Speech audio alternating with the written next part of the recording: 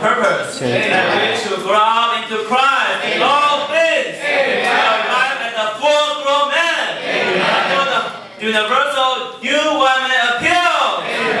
In order to live the life of the new man as a reality is in Jesus. So we should put out the community life of the old man and put down the community life of the new man.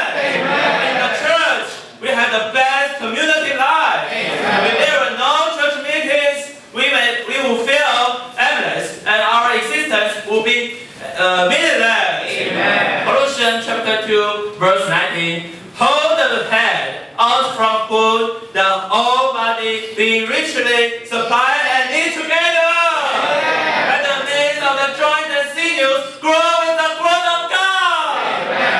On the Wednesday night, there's a household meeting. I hadn't decided yet if I would go. But the brother invited me and told me while I was hesitating. But I felt, while I was hesitating, but the spirit from my inner part urged me to go. Therefore, I followed the sense of my spirit. Then I enjoyed the meeting very much. It made me renewed and released from all the negative things in the hospital. I really touched the spirit of God surrounding and moving upon the meeting.